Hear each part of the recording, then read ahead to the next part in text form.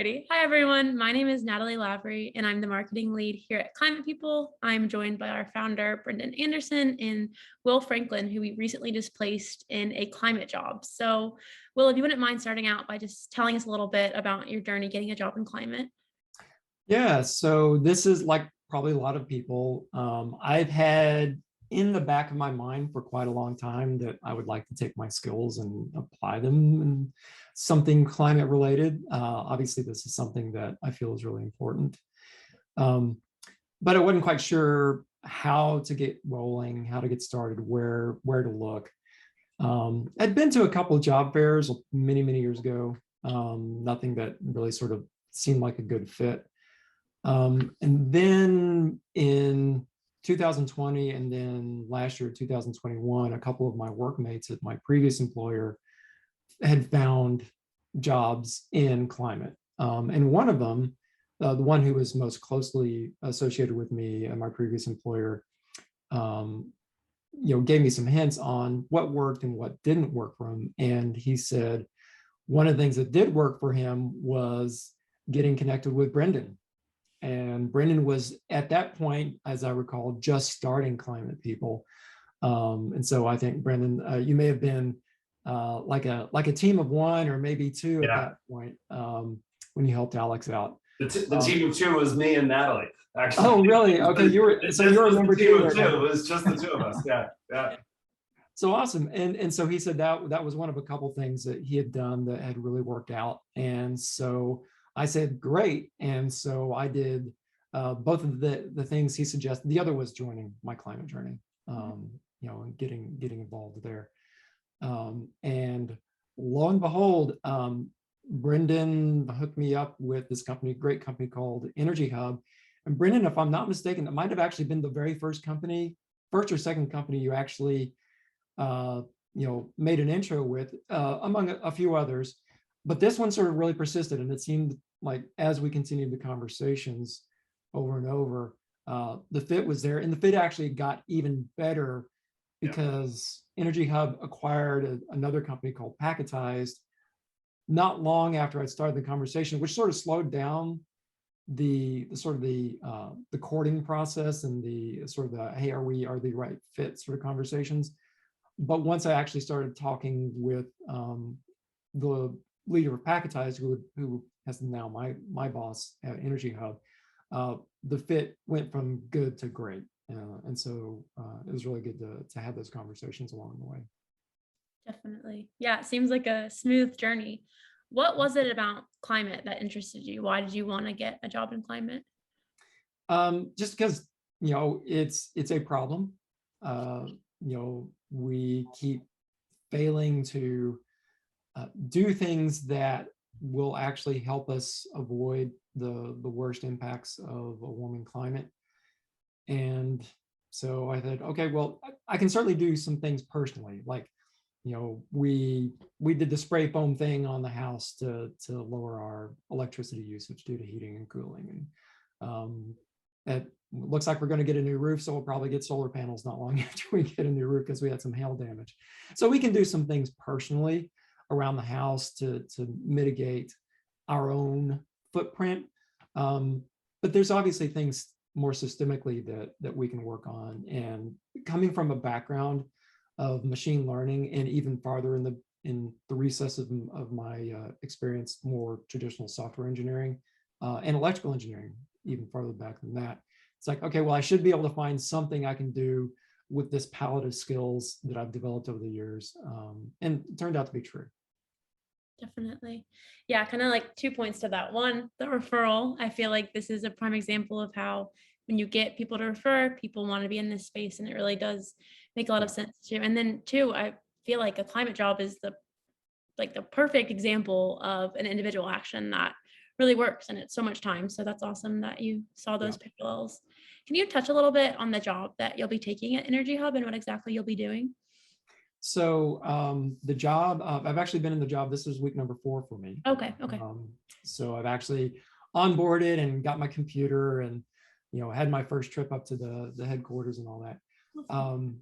But my focus, I've joined a relatively small team of data scientists / machine learning engineers. And our focus with EnergyHub, and I'll speak a little bit about sort of what EnergyHub does in a bit, but our focus right now is really on forecasting and making better use of EnergyHub's data in its operational use.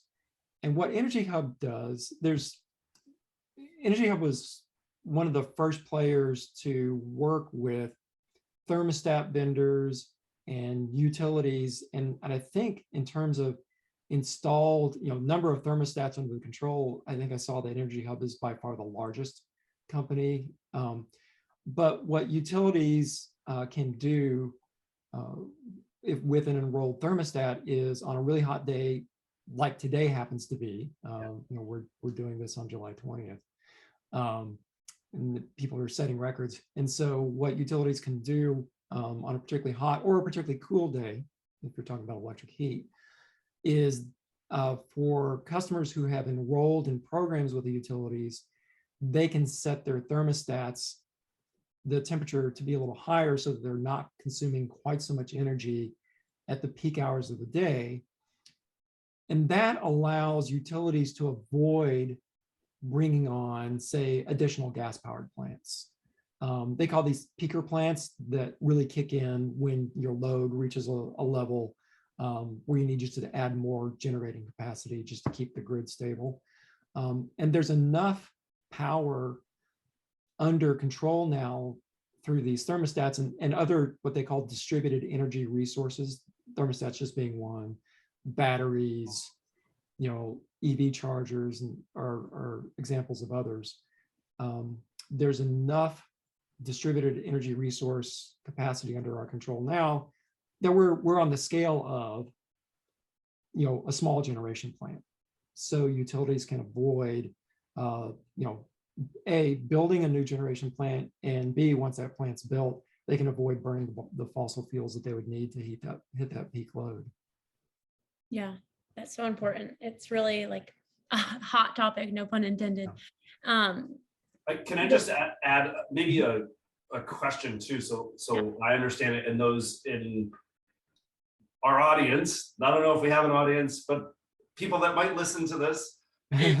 Sure. Not live, but recorded version. Not live. It seems to me that this solution is really of critical importance as we continue electrification. We get more devices electrified on the grid, and temperature is going to continue to rise. So these issues are only going to continue to get greater, and that having this load distribution allows us to reduce the need for these peaker plants, which if we don't do it, we're going to be firing up these peaker plants all the time because we've got more strain on the grid and we've got rising temperatures. Am I reading that correctly? Exactly right. And it's only going to get worse, ironically, as we electrify transportation. Suddenly people come home, let's say that we're all back in the office at some point, and people, drive home, they plug their EV in sometime around the hottest part of the day if you're in the summertime. And suddenly there's just that much more load. And so their air conditioners are on. Right. Right. So one of the active areas of sort of partner growth for EnergyHub is working with EV companies and EV charger companies to get those devices also under control so that there's more ability to manage when do those EVs actually get charged. And there's a lot of different strategies. It's sort of fascinating to hear that, oh, by the way, it might be beneficial to have those charged in the middle of the day when you're generating a whole bunch of solar.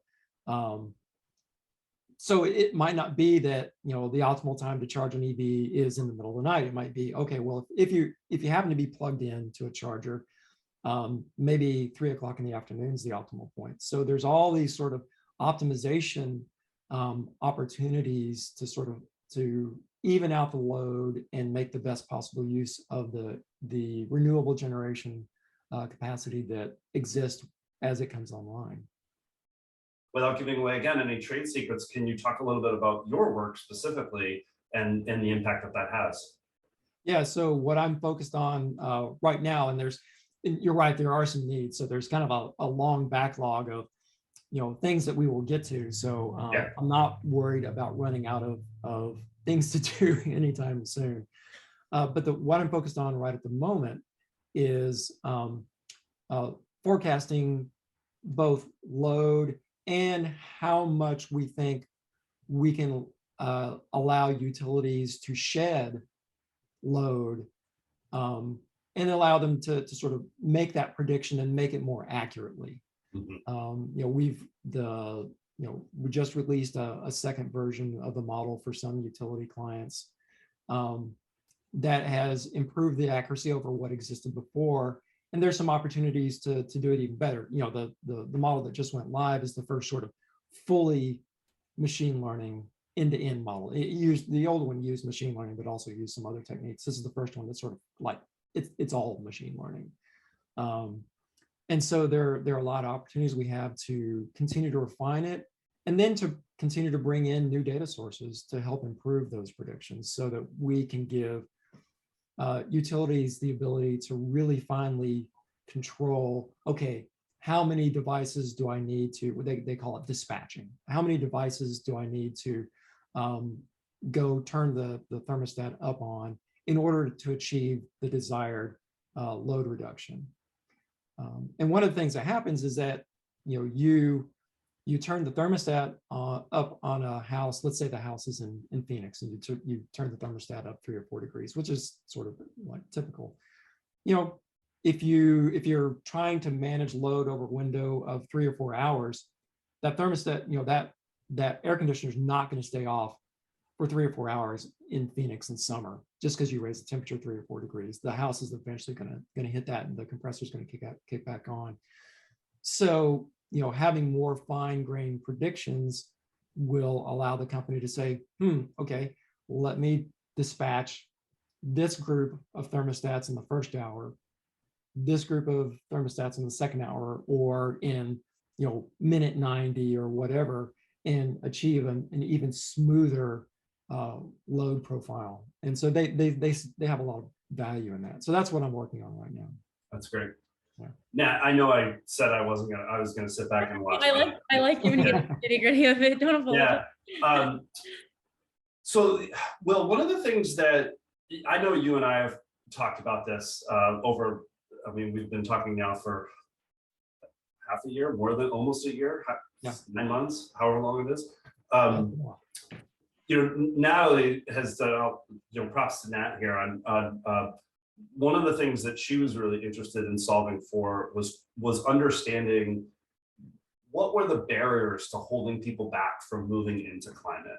And so she conducted a research survey that we worked on for about 6 months. We actually are doing the results of the survey. We have a webinar next week that we're going to be announcing the results of the survey and really discussing that with we've got members from Terra.do, Work on Climate, and My Climate Journey that are going to be a part of that event next week. Nice. One of the things in particular that we found that was really interesting was a lot of people assumed that they needed to have experience working in climate in order to get a job in climate. And you didn't have experience in the energy space. It's really interesting. You've been at EnergyHub for a month now, and you sound like you know what you're talking about. So you didn't come from this sector. What was your experience like? And can you maybe talk about that, or give any advice that you have for people that might hear this and think, like, I can't get a job in climate because I don't have experience in the space? Yeah, and I would say I've met almost no one at my new company who had climate experience before coming here. And part of it is that a lot of what we're doing is software engineering or machine learning. And so it's more about, hey, you're bringing a set of skills to the table. This happens to be the problem. It's like for people like going to Google, most people don't get a job at Google because, oh, by the way, I happen to have a lot of background in search engines or ad spaces. It's like, oh, they're a good technology company. I happen to have some skills in software engineering, and Google will figure out, between Google and me, we'll figure out where to slot me in. Same thing with Facebook, or any of the other the FANGs or any other technology company. So it's really much more about what is the skill set you bring, and then it's just the last 5% of it is what is the business problem that you're applying those skills to, and like you said, I feel like I'm coming up to speed pretty quickly on the business problem. I'm never going to stop learning about it. Correct. Just as any company is never going to stop learning more about the space and how they can improve, their own business model within that space. But you're exactly right. You don't have to come from business, from energy or climate or that space at all. Yeah. That's right. It's really interesting kind of expanding on that a little bit more. And a lot of I'm sure you saw it in the MCJ community and other communities like that. A lot of the preconceived notion is that we need to attract people that are so knowledgeable about all these issues and are very informed and educated on all of them. But the vast majority of candidates, like you said, don't know that these jobs existed. And that's not to say that they don't care about them. It's the fact that they don't see the connection between their passion for the environment and their caring about the environment and then the job. So Right. yeah, there's a lot of work to be done to, I guess, destigmatize that stigma and get Right. working in this space for sure. Yeah, I was having a catch up earlier today with another person who joined EnergyHub relatively recently. Was a designer, had been at Google before. So he wasn't coming from an energy background, but guess what? He's got a lot of work he can do within the design space. I think Brandon mentioned Mark earlier. Mark had not come from sort of a climate or an energy space. Yeah. We need web engineers, we need good software engineers, we need React programmers, we need more machine learning people. So there's a lot of needs out there that people can just step into without having any background in climate or energy. Yep. There's millions of jobs that need to be filled. So every job truly is a climate job. Yep. Could you touch a little bit on your experience working with climate people and just the interview process and all of that? Yeah. So, it was very relaxed. It was very non-threatening. So Brendan and I had a couple conversations early on where he got to sort of understand, what were the skills that I brought in, and then, he leveraged his network, and that's where set up some intro calls and some meet and greets with different companies, including Mark over at EnergyHub, and so it was for me at least, and this may reflect that I'm a little bit farther along in my career than others. It was sort of an ongoing conversation where, to Brendan's point, it was like, okay, we think we see a meeting of interests and opportunity here. Let's sort of craft the position that makes the most sense here. Whereas for somebody who's more junior, it might be more like, oh yeah, we already have the job rec open for you, that we're going to hire you for this one job. But all the conversations they're mostly over Zoom. I'm working remotely, so it was very easy to set up, and I found it enjoyable. I know not a lot of people don't really enjoy sort of the job hunting process, but I did, and which is kind of refreshing, because it had been an awfully long time. I was at my previous employer for many years. And so this is the first time I'd been in the job market for quite a long time. That's great. We have that on video now, right? There was an enjoyable experience working with a recruiter. We don't hear that. Yeah. Heck yeah. I'm sure it helps when you're crafting your own position too. I'm sure that's made it a little bit more exciting. Well, and I'm not sure I would never have found out about EnergyHub if I hadn't made the connection with Brandon, and Brendan didn't have his network to draw on, and so because Brendan did have this network, I was able to get a really good fit. That's Yeah. great. Well, we're happy that you did. Thank you. Definitely. Yeah, that was actually another interesting thing that we discovered from our survey as well, is that people that don't have a climate job aren't using climate resources to find those jobs. And so then therefore it makes it really hard for individuals to find those jobs. And then once you're a part of the community, you really leverage those resources and it's a whole different experience. So yeah, definitely can see where you're coming from with that one. One last question before we wrap things up. If you had one piece of advice to give to a job seeker, either in your position or not your position, whichever one, what would that be? Get started. Yeah. And for me, Climate People was amazing. It really was the thing that got me into the right job. And so I obviously advocate for Climate People, but there are other ways to get started. Brendan mentioned Terra.dev. Brendan, and you talked about My Climate Journey. Those are also great resources. So I would say, just start reading, just start getting connected, and see where that journey takes you. Definitely. Yep. And that plays back to the point of how once you're a part of the community and you start really doing that deep dive, that's when you really see it all. So that makes a lot of sense. And that's really good advice. So I'm sure Brendan's touched on this with you already, but we donate 1% of every placement fee to an environmental nonprofit. We sent over a few options and I can give a quick little refresher if you need it, but do you know which nonprofit you would like to donate to? Yeah, and I'm really glad that y'all do this. I think my wife and I talked about this. I think we would like your 1% to go to the Climate Voter Project. Awesome. Oh, the Environmental Voter Project. Yeah. I'm sorry, Environmental Voter Yes. Project. I was close. Yeah.